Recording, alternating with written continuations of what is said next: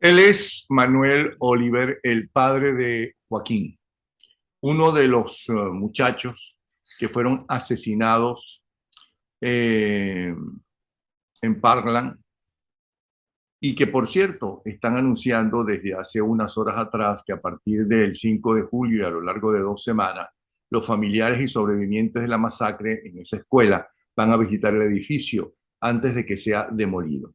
De esos 6 años de esa masacre, una más en la historia de este país, el asesino fue sentenciado a cadena perpetua, pero solamente en estas vísperas del 4 de julio. Ya hay 4 tiroteos en la víspera del 4 de julio con 13 muertos. Y en lo que va de año, a lo largo y ancho de este continente que se llama Norteamérica, porque esto es un continente, por lo enorme que es y que va de costa a costa, ya hay 340 tiroteos masivos. Es algo increíble. Este hombre que está aquí, bueno, a raíz de lo cual estoy viendo aquí la noticia de hace pocas horas que el presidente Biden exige terminar con inmunidad de productores de armas tras tiroteos de Baltimore y Filadelfia, que son de los más recientes. Y ya están criticándolo por eso, porque para poder manejar, dicen que no es el arma quien asesina, sino es el ser humano que lo hace y que no debería haber tenido acceso a esas armas. De eso se trata, porque tienen acceso con tanta facilidad. Y hay quien critica eso, de que sí, que no, que eso es en contra de la libertad individual, que va contra que si yo y todo ese tipo de cosas. Que la gente debe ir armada y el gobernador de Florida además acaba desde el 1 de julio de permitir que la gente asista y salga por la calle con armados y que se vea inclusive el arma, cosa que uno no acaba de entender. Bienvenido entonces, Oliver, y cuéntanos tu historia, que es increíble, porque está dando nuevamente una gira por todo Estados Unidos para recordar a la gente del peligro que es tener el acceso tan fácil a las armas. Bienvenido. Escucha, háblanos de tu historia. Gracias Napoleón por todos esos detalles, todos muy acertados además. Mi historia, bueno, pues es una historia muy triste. Yo como muchos de nosotros, pensé que podía ofrecer un mejor futuro a mis hijos. Eh, Ese es el sueño que tenemos todos los que nos venimos a este país. Y fíjate que a mí me salió mal.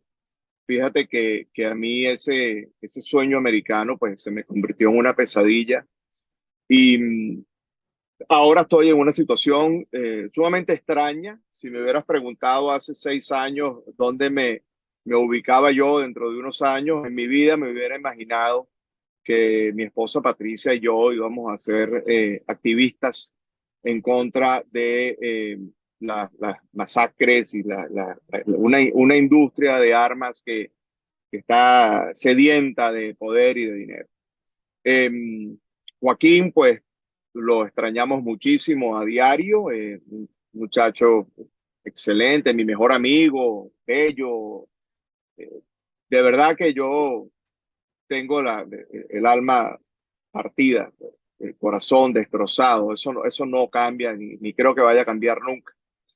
Pero hemos convertido ese dolor en esto, en una lucha. Tenemos muchísimos jóvenes que se nos han unido, jóvenes anglos, jóvenes norteamericanos que creen que las cosas pueden funcionar de otra manera.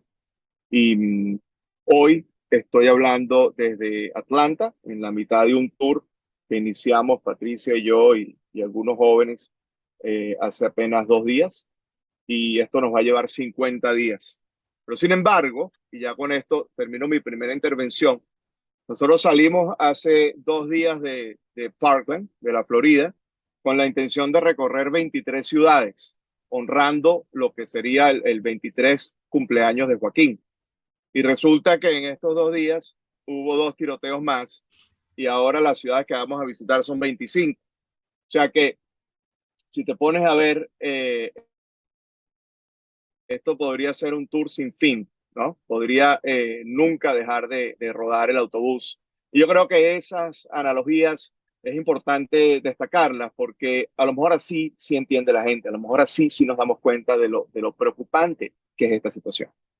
Es verdad que hay gente que defiende estar armado porque unos, que son los extremistas, dicen que es que hay que estar armados por si los comunistas se apoderan de los Estados Unidos. No sé entonces para qué sirve el ejército, ni la policía, ni la Guardia Nacional, pero sí. Pero otros dicen que va contra el derecho del norteamericano de tener armas y nadie le está quitando a ellos, supongo que tú tampoco, eh, la posibilidad de comprar armas, sino el tipo de armas que debe tener un civil y además, bueno, que no sea tan fácil, así como tú no te dan tu título de manejar si no aprendes a manejar, ya sea con un familiar, ya sea en negocios que se dedican a eso, y tienes que hacer un examen, y si no pasas el examen, no te dan el título de manejar. Bueno, es verdad que el que mata no es sí, como ellos dicen, el que mata no es el automóvil, sino quien lo maneja en todo caso, el responsable. Bueno, lo mismo, no es el revólver, es verdad, sino quien lo maneja. Por eso es que hay que tener cuidado y saber seleccionar quién lo maneja y qué tipo de arma maneja. ¿Qué opinas tú Claro. de eso? Bueno, fíjate, el tema del derecho o no de portar un arma es una interpretación de la Constitución que cada quien la amolda a su interés personal. Yo no creo que este país no haya sido invadido porque mi vecino tenga una R-15 en su casa. Sabemos que eso es una estupidez. Las guerras que los Estados Unidos ha tenido no suelen ser en los Estados Unidos, suelen ser fuera de los Estados Unidos. Y como bien dijiste, tenemos un ejército que es uno de los ejércitos, si no el más poderoso del mundo. Entonces, sin embargo, la industria armamentística, que como te dije antes, es sumamente ambiciosa, descubrió que si se le da esa interpretación a la Constitución, podríamos de alguna forma generar una especie de patriotismo, una especie de lealtad al país cuando compramos un arma. Entonces, se empieza a desarrollar un negocio que obviamente está alimentado por el psicoterror, por el miedo. Te inducen la idea de que si no te compras un arma, puede que pierdas a tu familia, no te vas a poder proteger. Eh, Eso resulta en que todo el mundo está armado y todo el mundo le tiene miedo a todo el mundo. No, que además hay más armas que habitantes, dicen. Es el país que tiene más armas que habitantes. Entonces, se trata de regular la industria. Se trata de que la industria de las armas, como cualquier otra industria, este es el país de las regulaciones. El tiempo que nosotros tenemos para tener esta conversación está regulado. La conversación está regulada. La plataforma que estamos usando está regulada. Para yo estacionarme aquí tuve que sacar un permiso. Para manejar hasta acá tuve que sacar un permiso. Todo está regulado en los Estados Unidos. Las armas no. Las armas tienen esa luz verde para poder seguir amasando sus fortunas. Tienen alianzas con políticos, tienen financian campañas políticas. Entonces, el enemigo es muy grande, pero la Bueno, y realidad es, financian directamente a políticos que en otro país o en la mayoría de los países está prohibido, ¿no? Y van, son enjuiciados y presos, y aquí no, como por ejemplo el gobernador de Florida, que legalmente, ¿no?, puede recibir el dinero para defender las grandes intereses de los fabricantes de armas en los Estados Unidos, defenderlo en el Congreso, no solamente en la gobernación.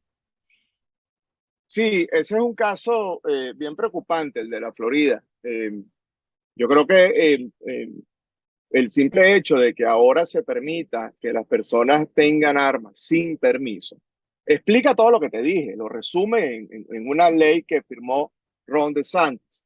Pero además pone muy mal a los que se hacen llamar portadores responsables de armas. Eso es una frase que yo escucho muchísimo. Yo soy un responsible gun owner. Creo que ya eso no lo pueden decir, porque la primera responsabilidad debería ser que esté certificado.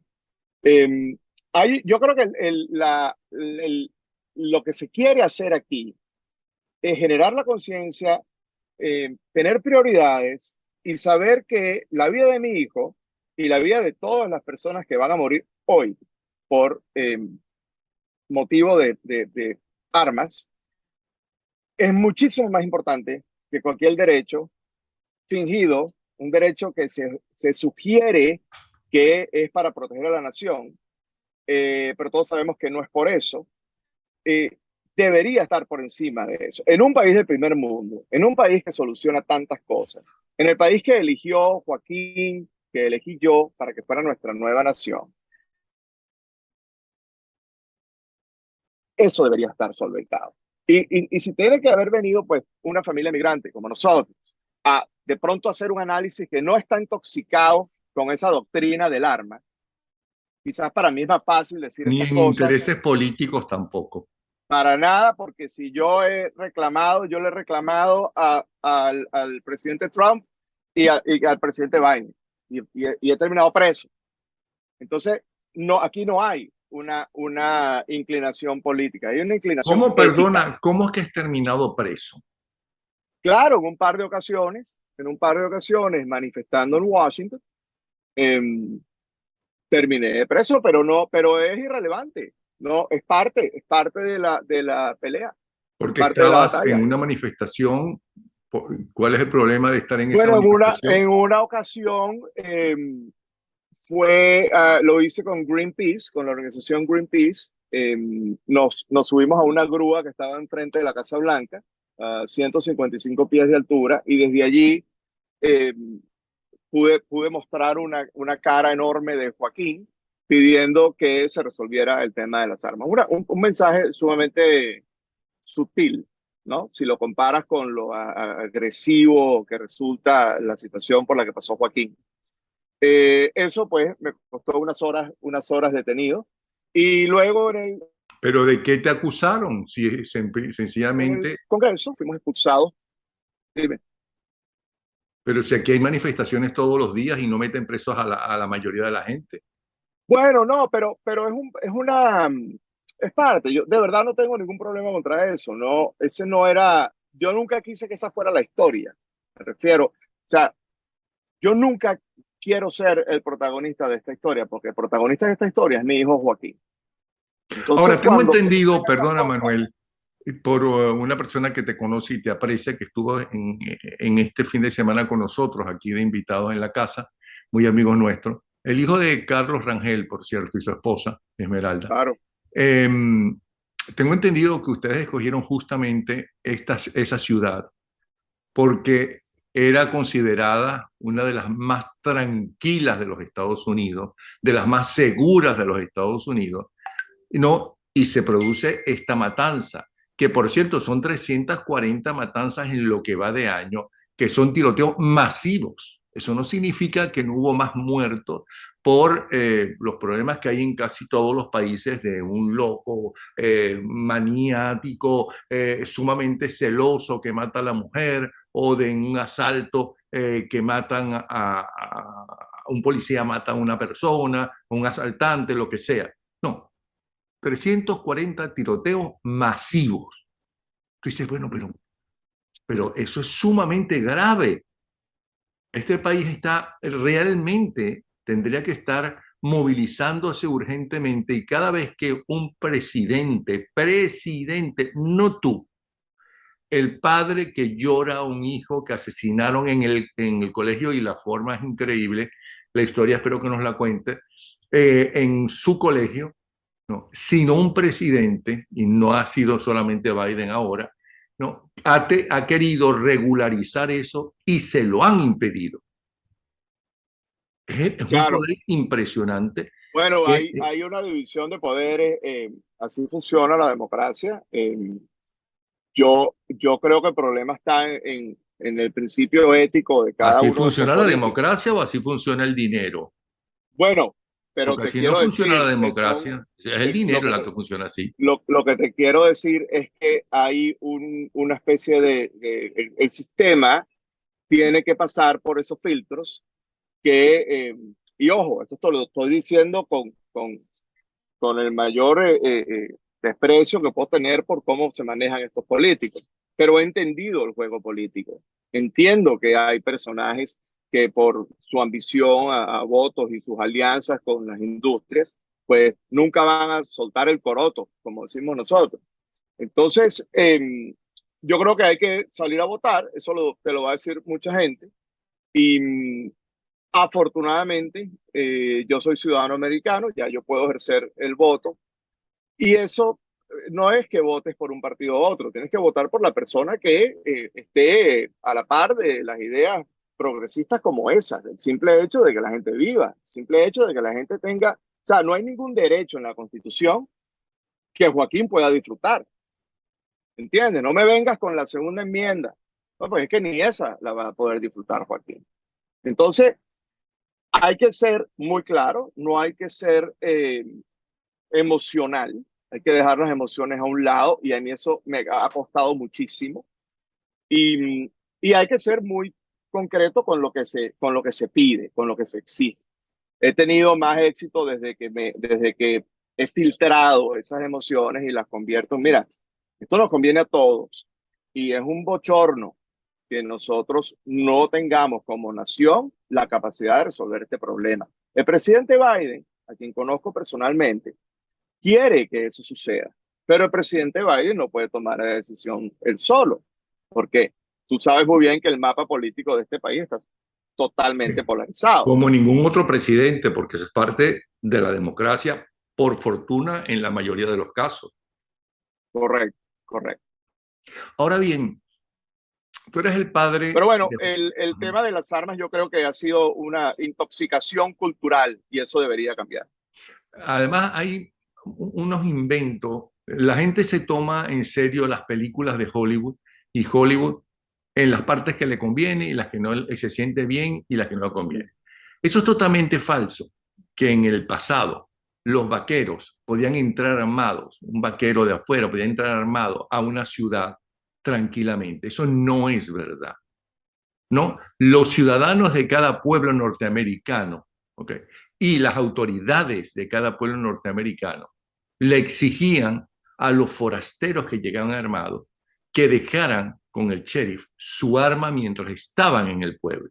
Eso de que llegaban entonces en el bar y pam, pam, pam, tipo Tarantino. Tarantino es un creador, un cineasta brillante, por cierto, pero él no tiene por qué estar, ¿cómo se llama?, apegado a la verdadera historia, porque no es tan atractivo como lo que él hace con sus películas. Pero hay otra cosa, Napoleón, que yo creo que incluso es más importante que eso, que es que Tarantino tiene pantalla en todo el planeta. A ¿Mm? Tarantino lo ven en Japón y lo ven en Francia y lo ven en Inglaterra y en Australia. Y allí la gente no se está cayendo a tiros por ver a Tarantino. Sí. Entonces, la influencia de Hollywood es una excusa, es un argumento que también es falso. Cada vez que alguien me dice a mí que esto es un problema de salud mental, que esto es un problema de Hollywood y de los medios, que esto es un problema de los videojuegos, pues las tres cosas que me acabas de mencionar están en todo el planeta. Están influyendo en sitios donde hay múltiples personas. Yo siempre uso como ejemplo que si en Inglaterra las personas tuvieran acceso a las armas como lo hay aquí, se matarían cada vez que se termina un juego de fútbol, los hooligans. Pero el tema del acceso al arma, que es la raíz del problema, y es por ello que suceden los tiroteos, es un problema de cantidad que además, desde el punto de vista matemático, resulta tan lógico. Si tienes más de 400 millones de armas, pues vas a elevar el número de oportunidades en que esas armas se utilicen. Va a escalar la discusión. Si tú y yo tenemos una discusión en una estación de gasolina y estamos armados los dos, pues hay un chance de que alguno de los dos salga muerto. Entonces, situaciones cotidianas que no suceden en Madrid, que no suceden en Londres, que no suceden en Ámsterdam ni en Sydney, suceden en Miami, Que no suceden en suceden en Nueva la York. proporción que sucede en Estados Unidos, porque en todas partes Inclusive hasta en los países nórdicos hay una famosa matanza en una isla, no me preguntes cuál es porque no recuerdo, tipo lo que uno ve en los Estados Unidos. Pero la anterior, un amigo mío que dirigía en sus inicios Televen con los anteriores dueños, me decía, siempre le echan la culpa a los medios de comunicación y las telenovelas, de todo, pero es que en la Primera y Segunda Guerra Mundial no existía la televisión, Claro. ¿no? Y el cine no era tan importante y decisor. Y hubo las matanzas que hubo cuando Hitler y su gente y media Europa y los alemanes aplaudieron las matanzas, ¿no? Ahí no había televisión. Lo único que había estado desarrollado era el cine, ¿no? Y había grandes ideólogos, los grandes artistas, los grandes pensadores eran alemanes. Y así todo, mira lo que pasó. Así es. Sí, ojalá quisieran los comunicadores como tú, que la televisión tuviera ese poder, ¿no? Pero no es cierto. La televisión también tiene cosas muy bonitas y no todo el mundo No, hace yo no lo que ve quisiera que cine la bonito. televisión tuviera ese poder de formar a la mente de la gente.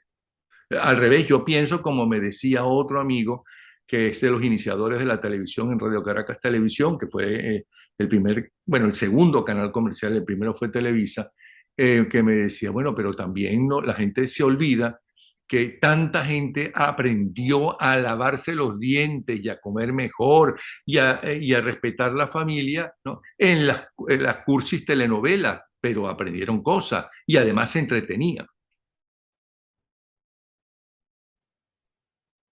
Ahora, Sí, cuéntanos, hay una cosa que yo quiero preguntarte a ti. sí, Yo dígame. te voy a hacer una pregunta a ti. ¿Por qué los venezolanos, que somos tan aguerridos en Venezuela y somos tan bravos en Venezuela, llegamos acá y nos dosificamos y aceptamos que suceda lo que sea con nuestros hijos y no somos tan envalentados y tan compenetrados? Porque yo no he sentido en ese caso de la colonia venezolana ese apoyo a Joaquín. Eh, Durante los periodos electorales que he visto que muchísimos venezolanos que se vienen para los Estados Unidos resulta ya tiene partido político. Antes de tener visa, tiene partido político, que es el Partido Republicano. Eso es un problema, porque yo creo que si nosotros, si de verdad existe esas ganas de apoyar, ese apoyo, yo no veo lealtad hacia Joaquín. Yo no veo lealtad hacia Joaquín de parte de la colonia venezolana, salvo mis amigos. Y cuando viene el proceso electoral, pues a mí me han tildado de comunista para arriba. Porque tú estás Eh, en Florida, no todos son así. bueno, El yo nada más extremismo, te digo, los que pasaron ¿cómo se llama? De Chávez a Trump, es allá en Florida, ¿no? eh, Que a mí también me extraña, es decir, porque el Partido Republicano que yo quiero, que a mí me gusta, es el partido de McCain. Ese es el Partido Republicano de casi toda la vida. Lo que pasa es que el mundo entero, no solamente Estados Unidos y no solamente los republicanos y los demócratas, se han ido a los extremos mucha gente, sino que es en el mundo entero, ¿no? La gente, y hay dirigentes políticos que lo que le interesan es el poder y la llegada para el poder, tanto de la extrema izquierda como la extrema derecha, es dividir a las personas y te claro, odian, ¿no? Y llegan a ah, odiarte. Y entonces llegan a enfermarse porque una persona que odia a otra, ¿no? Como por ejemplo, yo saqué la noticia porque es noticia de Biden, que no está de acuerdo con esa facilidad de tener ciertas armas. Entonces, y se lo echaron para atrás el Congreso, escribió, no, muy bueno porque así, ¿no? Porque quería Biden o quiere Biden hacer eso. Dice, muy bueno porque así viene un golpe contra Biden. Había que acabar con Biden. Entonces, bueno, pero si tú eres venezolano, no tienes demasiados problemas, sí, sí, ¿no? Como para ese tipo de cosas, ¿no? sí. Lo que hay que sacar es justamente a los narcotraficantes tiranos de Venezuela que están en Miraflores y compañía. Pero bueno, Manuel, échanos el cuento, ¿no? de qué pasó en Portland, qué pasó en ese colegio. Por cierto, ahora en las oficinas y en los colegios, ¿no? Pero han intensificado ahora, van gente responsable de autoridades a explicar qué se debe hacer si aparece uno de esos locos que muchos ni siquiera conocen, ¿no? A las personas que están matando, sino que los matan, yo no sé si por placer o porque los matan, ¿ok? Por llamar la atención, eso habría que preguntárselo a un estudioso psiquiatra del tema. Están explicando, debe ser que esperan, ¿no? Que se acentúe todas estas matanzas, supongo yo. ¿Qué piensas tú?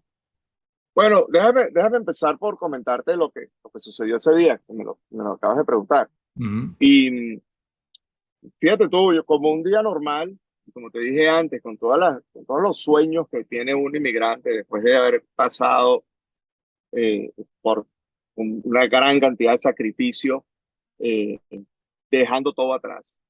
Eso es importante aclararlo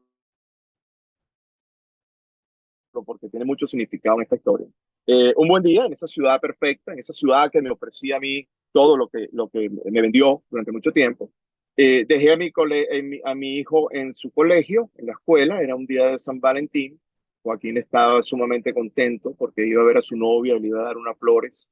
Había mucha felicidad, pues estábamos encantados ese día. Lo dejé en su escuela, nos tomamos un café en el carro, en el camino, y yo le pedí que me llamara. Llámame cuando le des las flores a Tori, a tu novia, para que me cuentes cómo te fue, porque yo le había arreglado las flores a él. Y nunca me llamó. Esa fue la última vez que yo vi a mi hijo vivo. Yo volví a ver a Joaquín 2 días después en la funeraria. Y lo que sucedió ese día es que en los Estados Unidos, una de las medidas que se ha tomado, una medida absurda que se ha tomado, es que los niños deben ensayar por si acaso hay un tiroteo. Y yo creo que Joaquín pudo haber creído que eso era un ensayo. Y eso me castiga a diario cuando pienso en esa opción. Y un ensayo es un ensayo hasta que lo deja de ser. Eh, a Joaquín le metieron 4 disparos con una R-15. Lo destrozaron, lo destrozaron. Y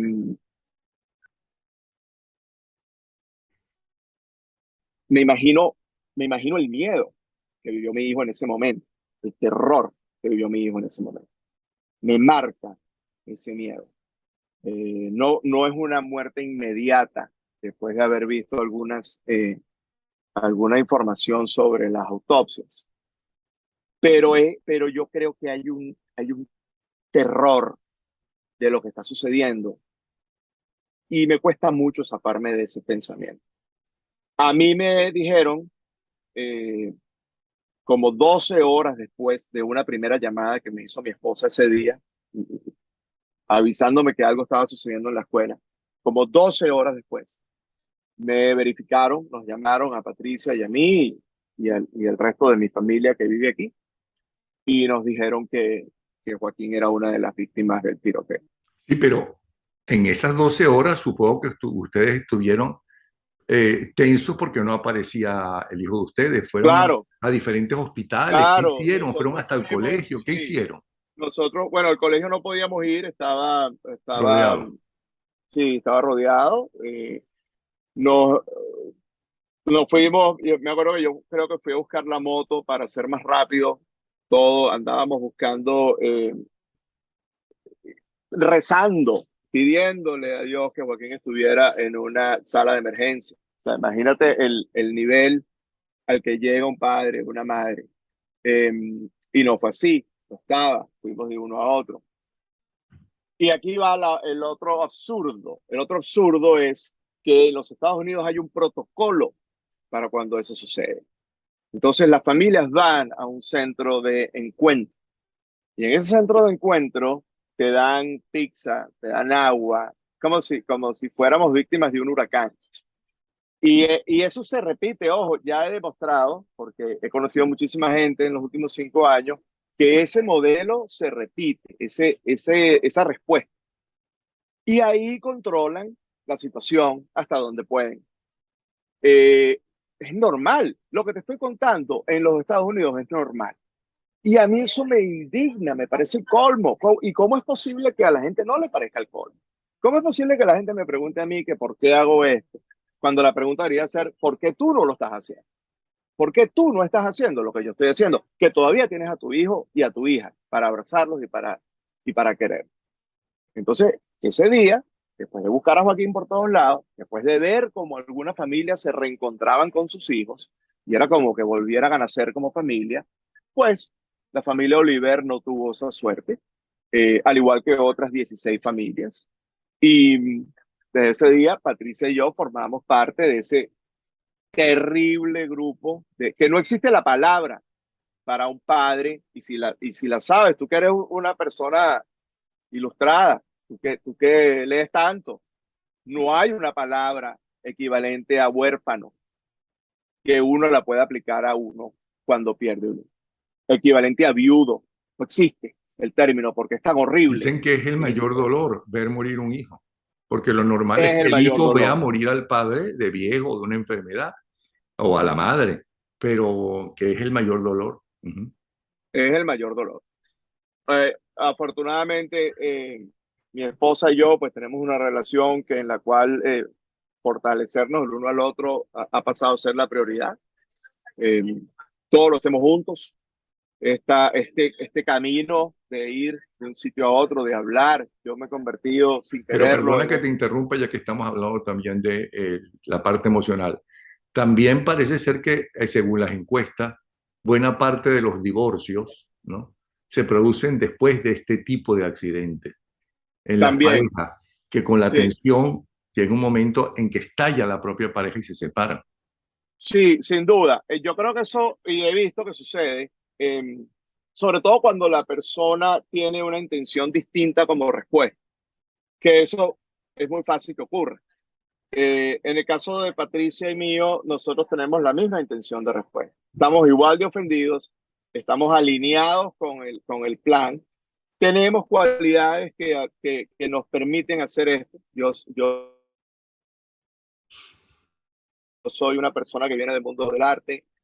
Patricia es una persona que viene de los números, que sabe organizar, que es extremadamente encantadora con la gente. Entonces, como que hay un equipo que nos permite, no tenemos miedo, no tenemos absolutamente ningún miedo a ninguna de estas acciones que hacemos. Hemos viajado no solamente en los Estados Unidos, sino fuera de los Estados Unidos. Yo estuve con una delegación en México y resulta que en México el 90% de las armas que hay allá son traficadas desde los Estados Unidos. Entonces, la industria de las armas en los Estados Unidos ya está llegando más allá de la frontera. Es un proceso sumamente indignante y que yo me he dedicado, Napoleón, y me voy a dedicar el resto de mi vida a analizarlo para entenderlo mejor, para saber cómo lo voy a hacer. Ahora, háblanos de lo que estás haciendo, lo que están haciendo, que están por las diferentes ciudades. En los próximos días, las próximas semanas, ¿dónde van a estar? Bueno, lo que estamos haciendo, nosotros compramos un autobús escolar hace un poco más de un año y lo acondicionamos como es de donde estás hablando ahorita conmigo. Es una especie de estación de trabajo, tiene un escenario en el techo. Ahorita vamos a tener un rally aquí en Atlanta, pero es un rally que montamos en 20 minutos, porque todo el sonido, la idea era que el autobús fuera autosuficiente en ese aspecto, y lo es. Lo otro era que íbamos a hacer con el autobús, decidimos irnos de gira. Es la primera vez que lo hacemos de una forma tan organizada. El 4 de agosto, Joaquín cumpliría 23 años. Por eso son 23 paradas en todos los Estados Unidos. Y es increíble la aceptación que ha tenido ya con apenas 3 paradas que llevamos, la interacción de la gente. Y yo se lo creo que la razón de que eso suceda es que hay personas que no saben qué hacer y cómo ayudar. Y nosotros le damos herramientas a las personas que no saben qué hacer y cómo ayudar. Cuando ellos vienen a un rally nuestro, sienten que están ayudando. cuando ellos nos donan para tomar café o para echar gasolina, sienten que nos están ayudando. Bueno, Entonces hay Manuel, muchísima gente allá afuera que está de acuerdo y te juro que es la mayoría. Mándame todos los días que se vayan a presentar la hora y el sitio para yo hacerle el retweet a todo eso que ustedes están haciendo. Qué Perfecto, maravilla que existan ciudadanos como tú y que defiendan lo que hay que defender, entre otras cosas, la familia, porque los republicanos, si algo es el partido conservador republicano, claro, es apoyar a la familia, y si algo le critican a los radicales demócratas, es que ellos dicen que quieren acabar con la familia. Entonces, felicitaciones a ambos por esa familia. Ahí tienen ustedes debajo del nombre de Manuel cómo poder seguir lo que él escribe y por dónde él está. Ahí tienen ustedes cómo comunicarse. Manuel, de verdad que te admiramos y me parece que gente como tú es la que logran buenos resultados y que el ciudadano viva cada vez mejor. ¿Ok? muchísimas gracias, Napoleón. Un No, abrazo, ¿ah? gracias a ti. Un Cuídate mucho. abrazo y saludos a tu esposa. Hasta luego. Seguro.